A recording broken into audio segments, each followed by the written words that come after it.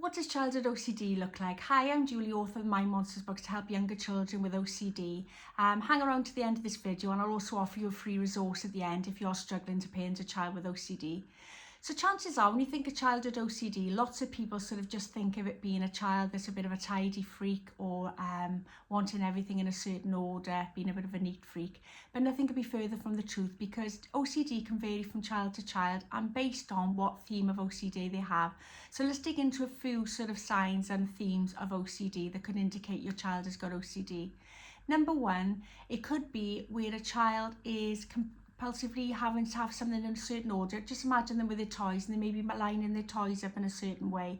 Or it could be that they've got to have their schoolwork done in a certain format.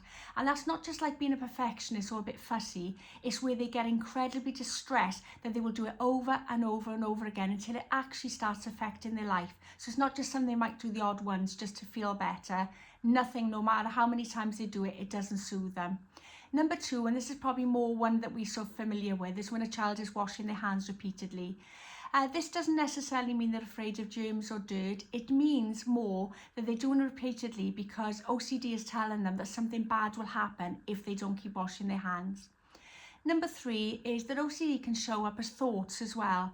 It can actually show up as a child being sort of disengaged in class or being very quiet. It can also be where they're snappy as well if you interrupt their thoughts, because compulsions can be mental ones as well, whereby they're being afraid they've harmed someone or that they've offended someone. So they can be mental thoughts as well.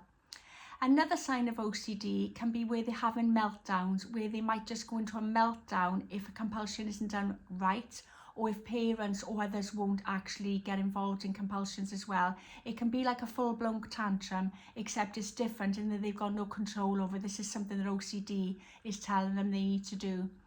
Another compulsion and another sign of OCD can be where a child could be checking things. They could be checking the doors are locked or that fridges are closed or the cupboards are closed. Checking can be a theme of OCD as well. If you suspect your child or a child you know is developing OCD, early intervention is crucial because the earlier you start managing these behaviours, the easier it is to get your life back from OCD. This begins with getting a professional diagnosis, starting with a GP, a medical practitioner, and then they will refer you then for professional counselling. If you've enjoyed my video, please give me the thumbs up so I know that I'm doing something that's, useful. And also don't forget to share this with others you think might appreciate it.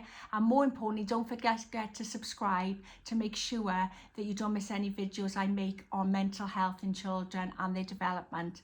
Now, I did promise you a free resource at the beginning of this video, and as a thank you for watching it to the end, I'm going to put a link to a free resource I've created for you, which is how to tackle childhood OCD in 5 steps. It's a free PDF that you can download.